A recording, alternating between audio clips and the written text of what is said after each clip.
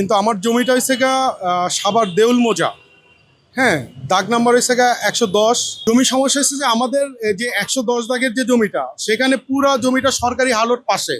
সরকারি হালট থাকাকালীন সে আমাদের যে জমিটা আছে সেই উপর দিয়ে বিশ্বাস গ্রুপ রাস্তা বাস্তবায়ন করে করে আর কি, প্রকল্পটা তাদের তৈরি করে আমাদের ওইখান থেকে।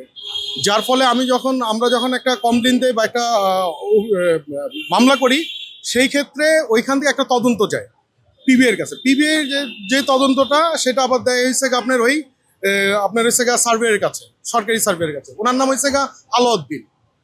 ওনার কাছে যখন যাই, উনি বললো যে ঠিক আছে আমি যাব। তখন উনি আমাকে বলে যে একটা টেবিল খরচ দেন। আমি ওনাকে প্রথম চান্সে আমি 2000 টাকা টেবিল খরচ দিই।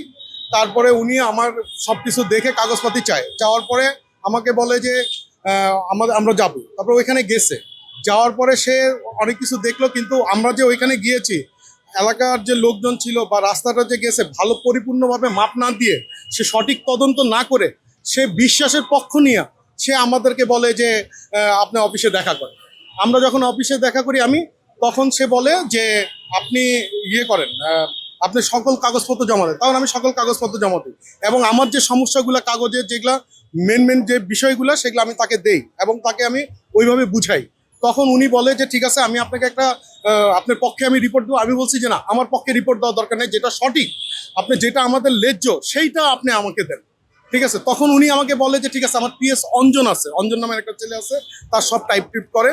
তো বলছে যে ওনার সাথে কথা বলে। তো ওনার সাথে কথা বলে উনি আমাকে একটা প্রস্তাব দেয়, বলে যে আপনি আমাকে আমার স্যারকে 50,000 টাকা দিবেন, যেহেতু আপনাদের জমি অনেক, আমি আপনাদের পক্ষে রিপোর্ট দেবো। একটা স্কেচ ম্যাপ করেছি।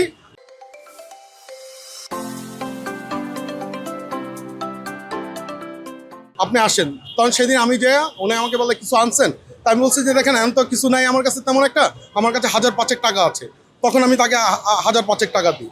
তারপরে উনি বললো যে ঠিক আছে আমি আপনাকে আবার খরচা পাঠাবো। তখন আমি বলছি যে না, আমার ওইটা পাঠার দরকার নেই। পরে বলছে আমাকে কিছু টাকা দেন আবার। তখন আমি তার হাতে আলাউদ্দিন সাহেবের হাতে আরও 5,000 টাকা দিই। এই টোটাল আমি 15,000 টাকা দিই। কিন্তু আমি ওনার প্রস্তাবে রাজি হই নাই দেখা উনি আমাকে এই যে এই রিপোর্টটা উনি দিয়ে পাঠায়। যদি বলছে যে 50,000 টাকা যদি দেন আপনি, তাহলে আমি আপনার পক্ষে রিপোর্ট দেবো, নাহলে আমি এরকম রিপোর্ট। হ্যালো, আসসালামু আলাইকুম। ওয়ালাইকুম আসসালাম। হ্যাঁ ভাই, আমার রিপোর্টটা কি করলেন? আপনি তো ইয়েতে গেছেন, সাত রাস্তায় গেছেন, তাই না? আমার বিষয়টা হচ্ছিল আমি কি আপনার সাথে কি কোনো অন্যায় করছি? আপনি এই চেষ্টা করলেন না, আপনি যে আমাকে বললেন যে ভাই 50,000 টাকা আপনার এই কি অঞ্জনকে বলতে, দিয়ে, আপনার কাছে হয় এই ধরনের কথা কি বলতে? আপনি বলছেন এবং কি অঞ্জন বলতে? বলছে। ইম্পসিবল।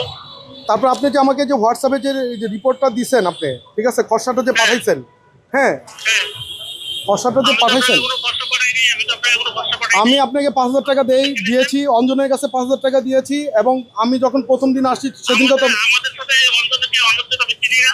অঞ্জন আপনার টাইপার, এই যে আমার হোয়াটসঅ্যাপে তো আপনার সব ডকুমেন্টারি আছে। ফোন কেটে দিয়েছে, দেখছেন ফোন কেটে দিয়েছে। এবং উনি কখনোই স্বীকার করবে না, এবং ওনার ভাবটা দেখবেন। আমি বলছি যে আপনি যেটা সুষ্ঠু তদন্ত আপনি সেটা করে দেন। প্রথম দিন যেদিন গিয়েছি তার ওর টেবিল বের করে বলে যে কি আনছেন দেন।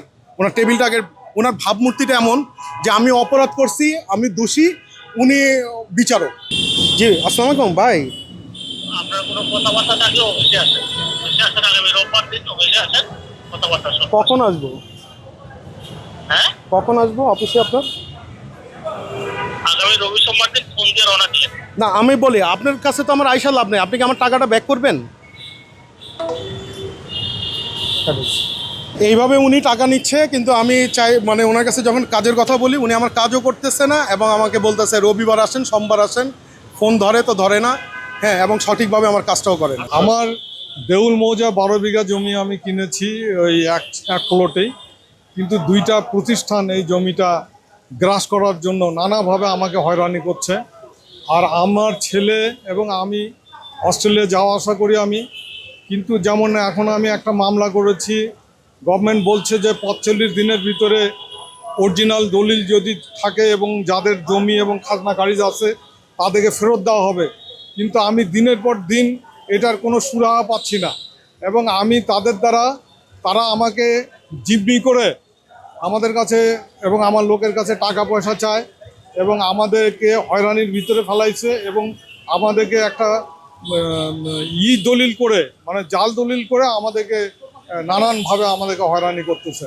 আমিন মোহাম্মদ এবং বিশ্বাস বিল্ডার্স আমার এই জায়গাগুলো মানে যেভাবে হোক তারা এই জায়গাগুলো নেওয়ার এবং তারা দখল করার পায় তারা করতেছে।